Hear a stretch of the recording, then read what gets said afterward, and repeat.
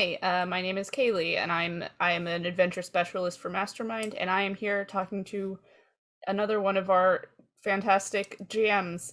I'm here with Zachary Scovish. Hello, Hello, Zach. How's it going? it's going well. How are you? I'm good, thank you. So, first things first, I'd love to talk a little bit about how did you get started in tabletop RPGs? So I actually started approximately 5 years ago, I want to say, so relatively new. Just some friends were playing. They were running the 5e starter campaign, and they texted me one day saying, "Hey, do you want to come jump in?" And I said, "Sure." And from there, it's just kind of grown to be an affinity and never stopped since.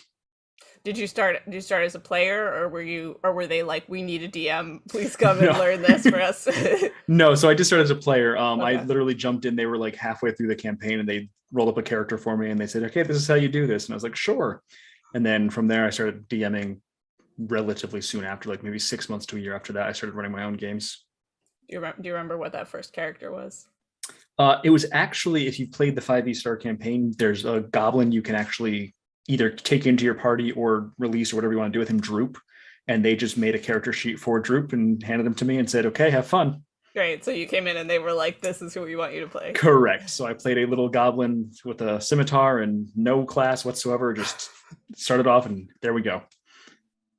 And then what was that change like when you decided to start DMing?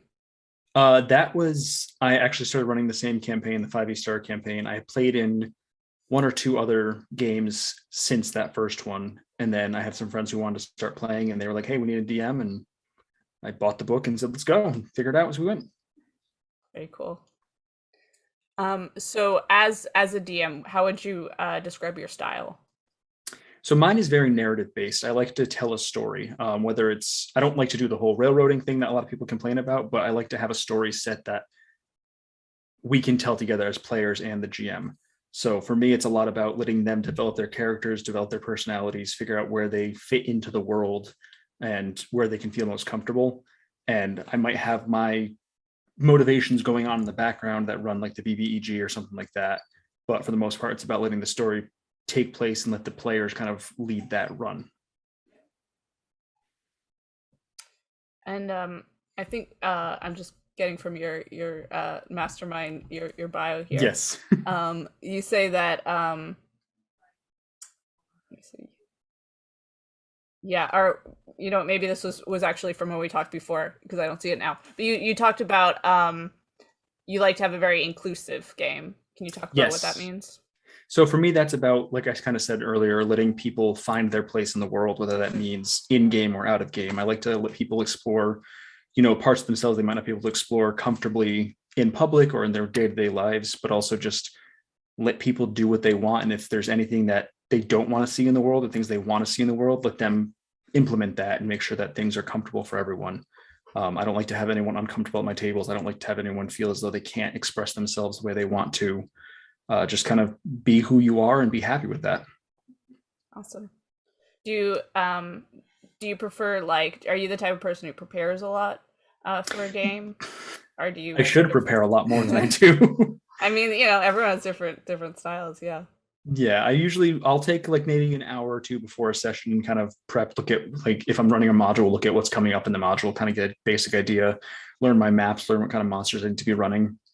But a lot of times I just wing it. And like I said, I let the players kind of run the show. So if they want to go do something that's not anywhere that I had planned, I'll yes and until they figure it out.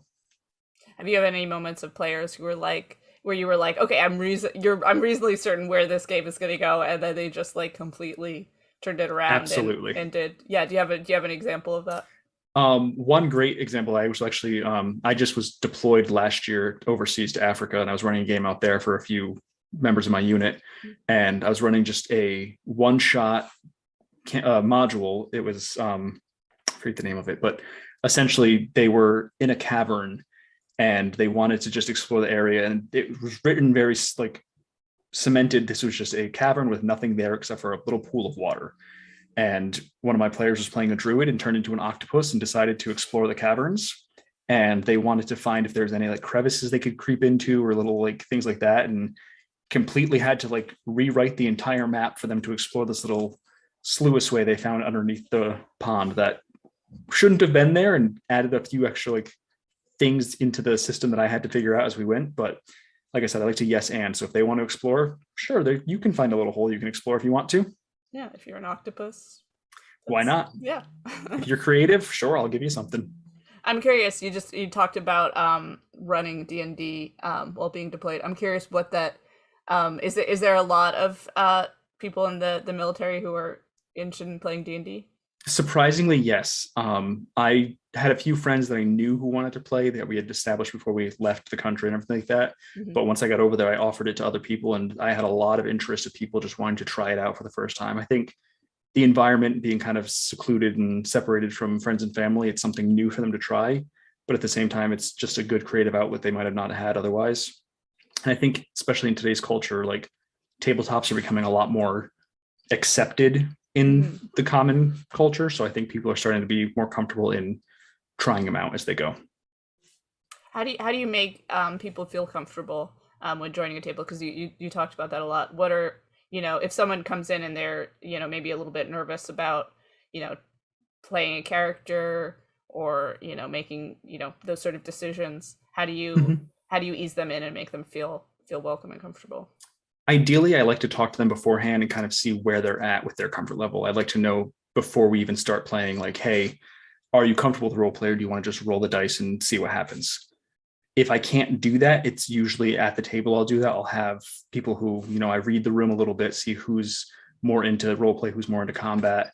And then I always let my players know in advance that if there's any point that they just feel awkward, they feel out of it, or I notice them kind of like becoming more secluded and introverted at the moment, I'll ask them like, hey, is there something we can do to make you feel more comfortable?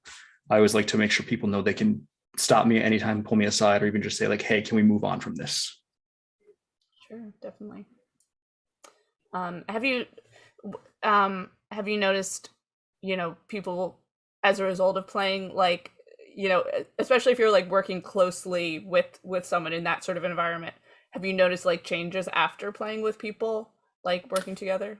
Yeah, I've noticed a lot of people. Surprisingly, I'm not always the most outgoing person in day-to-day life, but people, when they see me running a game, they'll be like, oh, wow, you have different personalities you can pull out of nowhere. And they'll start to recognize that a bit more, and they'll talk to me about stuff like that. And I had one of my buddies, he played one shot with me, and he still texts me at least once a week. Hey, can we play next? When can we play next? When can we play next? So I see people starting to be a lot more open as they start to play more. That's great. So I want to give you a chance definitely to talk about your games for Mastermind. Would you mind giving me a quick pitch for your campaign and your one shot? Sure. So for my one shot, I'm running one. The name is escaping me as I'm sitting here, sure. But it is a one shot that takes place in more of a desert setting. It has to do, ironically, with times with a kind of pandemic going on in the world, and the adventurers are set off to try to figure out what's going on, what's causing this laughter disease to be plaguing the area. It's a lot of fun. It's a very good balance of comedy and seriousness at times, but also has a good balance of puzzles, combat, and role play. You can the players can decide how much they want to do of each, and it's written very well to the point where the DM can actually decide, okay, if this isn't working, we can move on pretty quickly, and I can just kind of give this as a handout kind of thing. I found it to be a very welcoming first adventure for a lot of people. It's a level 5 adventure. For me, that's a good level for most first-time players. 3 to 5 is a good level for that. I feel level 1 for new players is a little too blocky. They tend to feel a bit more comfortable in the higher levels. I think that one is No Laughing Matter. Is that correct? No Laughing Matter. Thank you. Yay! I feel like I feel so prepared for remembering that. I was gonna say the name of the gorge that's in it, and I was like, that's not the name of the campaign, but it's fine. So yeah, that's my one shot. I love playing that one. I've run that a few times. And then for my campaign, I'm actually running the Wild Beyond the Witchlight, so the newest module that was just released by Wizards. It's a lot of fun, a lot of just high fantasy. The Feywild to me is a wonderful setting. There's so many things that you can do with that, and you make it your own. And just the whole emotional connection between them, like emotions and the environment you're in the Feywild, is something that has always fascinated me about that setting. I think that's Sorry, no, go ahead. I was just going to say, for anyone who's not familiar with the Feywild, can you explain what that is? So it's the Fey area. It's kind of like your fairies and your different types like that come from. It's a very magical land. It's one of the realms in the Forgotten Realms. It's a wonderful setting. Like I said, most of the courts, they have like the summer court, the autumn court, that kind of stuff, are run by an archfey of some kind who's like, it's their domain. And the nice thing about, like I said, there's connections. Like if players are feeling a certain emotion, if they're sad or they're happy, the environment around them will react accordingly. It's a really cool setting, especially for that more high fantasy feel. It doesn't get that like Game of Thrones-esque like fighting feel, but you get that like happy or dark, like fairy kind of magical feel about it, which I really like. I was gonna say, yeah, I think from what I understand, it's like less combat focused. Like it's possible to go through it without so much Correct. With that combat. Is that campaign, it's actually written that you can go through the entire thing without having a single combat encounter if you so choose. Uh, interesting? at that point, it's you have to really rely on the role play. But if that's what people want to do, it's great for all ages. I know that we've talked about this, and I'll be running a game for younger crowds as well, for children, teens. It's a great setting for them. It's a great module for them because I've found that younger people tend to be a lot more creative in problem solving. They're less likely to just go hit everything and more likely to try to talk through things and act through things, which I think is fascinating.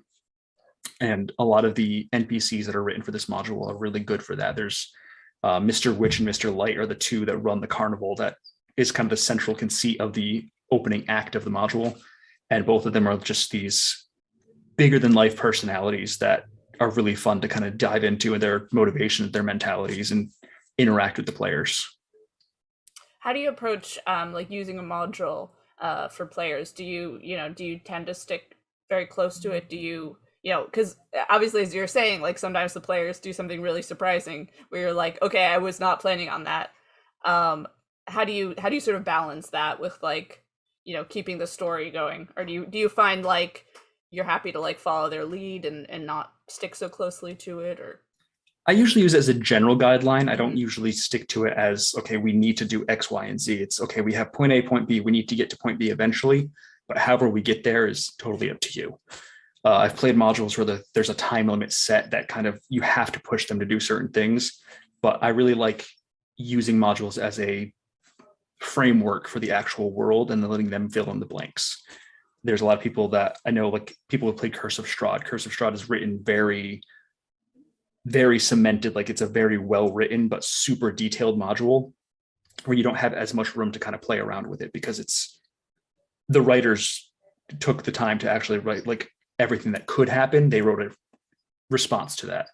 But I like to use them, like I said, more like a framework. So if they know like, hey, I need to go talk to Mr. Witch, but I can spend however long doing whatever I need to do before I go talk to him, that's fine. Yeah, definitely. So I'm curious too, because about your one shot, you talked about uh, how it's comedic. How do you find space for comedy in games without negating any of the like drama or emotional stakes?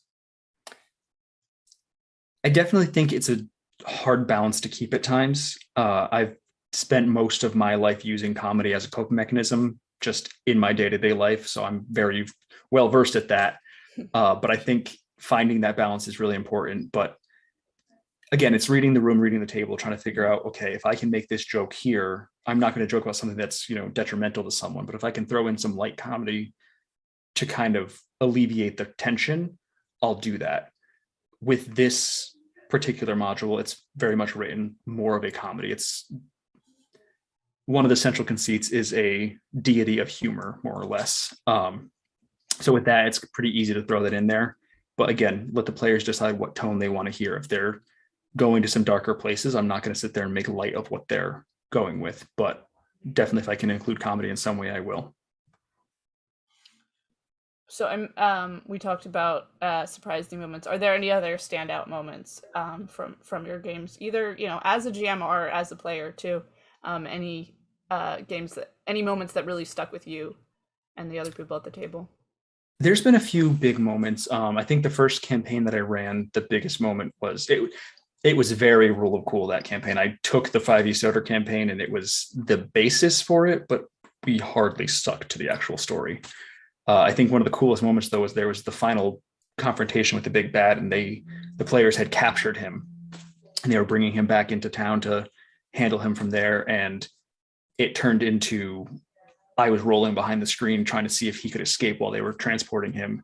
And eventually they did. And there was a moment where one of my players took an immovable rod that he had and just like slammed it down on the guy's coat as he was trying to run away and like trapped him. And that was like a really cool moment of like, oh, they're learning they can actually interact with this world around them in ways that can be a lot more inventive, because a lot of the players were relatively new that I was playing with. So they were very like, oh, the player's handbook says I can do this, this, and this. And he's like, wait, no, I can just do things. And that's, to me, that was a huge moment of like realization for everyone. Like, we don't have to stick with, I have these set actions I can do. You can interact with the world. And if you roll well enough, sure, let's have it happen. And then I think little moments for me stick out in the games I've played in. I've been playing in a campaign now with one of the other GMs for hire for about almost 3 years now. And it's the little things, like our entire party hates art. It's just something that popped up one day that art attacked us. And ever since, anytime we see something with art, we automatically destroy it. It's just something that has stuck with us, and to us it's like this running joke throughout the entire campaign of like, oh, you see a painting on the wall, oh, I slash it. Okay, never mind, there's no painting on the wall. So like those little things to me are something that are important in games where the party starts to kind of develop as a family. How did that get started? Do you even remember, or are you just like... There was some building, I think we were in some building, and there was these paintings that the GM had just kept describing, and I was like, this sounds suspicious. So as I would walk through, I'd slice through the paintings with a dagger, and then we got to the top floor and I missed a few of them, and then like, I forget what it was, but some huge monster popped out of the painting and attacked us. And if I hadn't sliced the other ones, they would have all come out and attacked us. So it was just this little joke I was going through for myself of just like a gut feeling. And now anytime we see it, we go after it. That's great. So is this a GM from Mastermind, or is this another? It is, yeah. Rob Oh, McPherson. great. Awesome. Yep. What's that like playing with Rob? Oh, it's fantastic. I've done theater with him for years now, and he started running a campaign with a few other people in the theater community in the local area and asked me to join. And like I said, it's been 3 years now we've been playing this. I tried to stick through it when I was overseas. Like, we've been through a lot together as like a little family. That's amazing. That's good to hear that. Yeah. So what are your other interests besides tabletop role-playing games?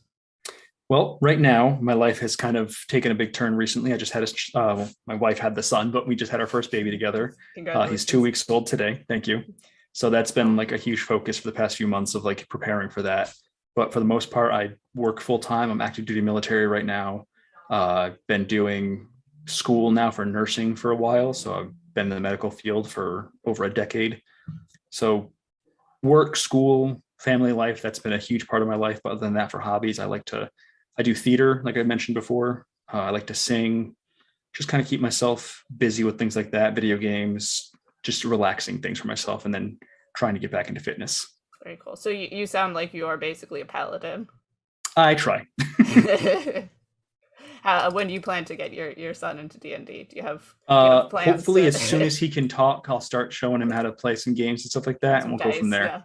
Yeah. He already has a giant stuffed D20, so we'll figure it out. Perfect. You got to teach him early. Oh yeah. And what are your main influences for like the games that you run? What are your inspirations?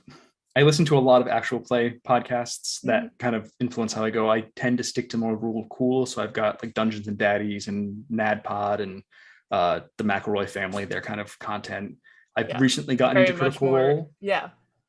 I was gonna say like some of those are more sort of just funny, like goof 'em ups, and then Critical Role is like, I mean, Critical Role also has a lot of very funny moments too.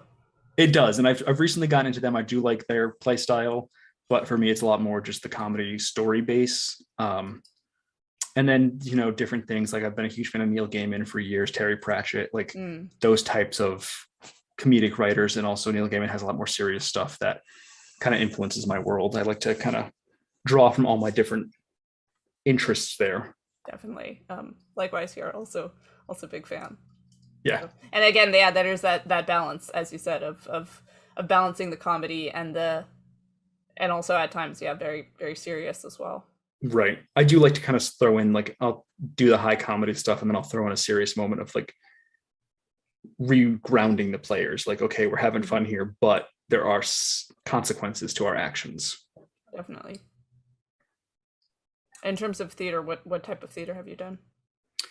For the past 5, 6 years, I've been doing almost exclusively musical theater. Oh, I've done a awesome. lot of shows. I just finished a production of Something Rotten back in August, which is Oh a yeah, yeah. nice, fun little Renaissance era type show. I've done Rocky Horror, Shrek the Musical, Seussical multiple times, just fun stuff like that. And it's been a few years since I've done like a straight play, but I do enjoy doing those as well and kind of digging my teeth into something a little more substantial at times. Do you feel like your theater skills help you as a GM? Definitely. I've spent a lot of time in my theater life working on improv, working on voices, just personality, stuff like that. And I like to kind of, my biggest thing, like I was saying before, is I like to explore the motivations of my NPCs. Mm-hmm. And that's been a huge thing. I was a theater scholar student in college for a while. And I did a lot of like scene studies and stuff like that. And like finding the motivation in the writing and stuff like that is really important to me. What is that process like of figuring out and finding the motivation? So usually I'll take a look at all the big NPCs that are written into modules if they are, or if I write my own NPCs, I'll try to give them a backstory. I'll figure out, how has the world treated them and how have they interacted with the world around them that might push them to think a certain way. To me, like, I don't like having the big bad evil guy who is the whole purpose is just take over the world and mess with the party. For me, it's big about what do they want? What are they looking for in life that is pushing them to make these decisions? I feel like any good villain has a justifiable reason behind what they're doing. Even if it might not be the best thing, might not be a good thing to do, you can see like, oh, this is why they're doing this. Like a perfect example for me is Mr. Freeze from the Batman series. Like started off as just this corny villain that they started off in the comic books. And then when the animated series took him, they gave him that backstory of like his wife is dying and he's trying to save her life and stuff like that.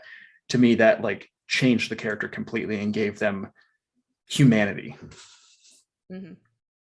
So it's about finding the reasons for why they do what they do. They're not Right. just necessarily sort of the token baddie who's just sort of They're not the Team Rocket from cackling and yeah. Pokemon just trying to get Pikachu and being messed up every single time.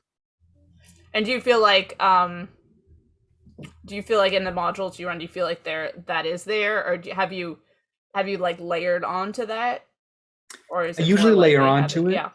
Some modules have a pretty decent like explanation as to why their big bads or even just any of their NPCs are doing what they do. But I feel that most of the time I've layered on different motivations. I've taken NPCs and like they'll say, okay, this is how they act. And it's like, oh, that's not how they're going to act in my world because I need them to push this agenda or I need them to motivate the party in this way. And in terms of your players, have they ever like ended up sympathizing with the bad guys or like understanding their points of view? Not 100%, but I think some of them have been a little more understanding. Mm-hmm. Like I said, the first time I ran the campaign, they ended up capturing the big bad instead of just killing him, Right. which was a big thing because I was expecting them just to go murder Hobo and just try to kill everything in their path, but they almost took sympathy on him. Almost. Almost. Still had to, in the end, they had to do what they adventurous. had to do, but yeah. I think I also had made the town master for Phandalin into maybe a bigger villain than the big bad in his actions. So I think they kind of were a bit more sympathetic for that reason too. They saw bigger evil in the world.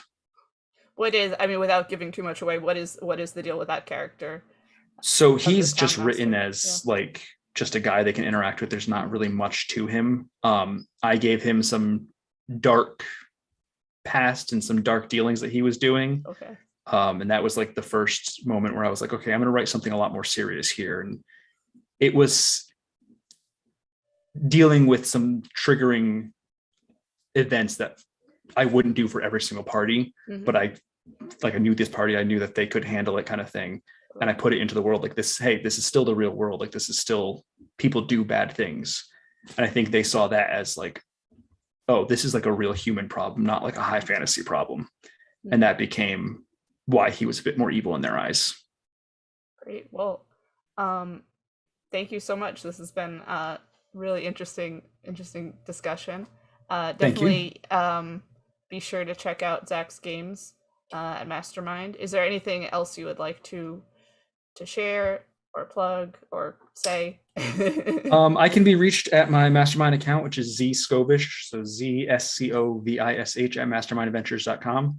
That can be a great way to reach me through email. I can also be found at Doc the DM on Instagram. It's DOC the DM. Other than that, that's pretty much all I've got going on right now. And the baby. You're very busy And the with baby, yeah, he's still... important too. Yeah.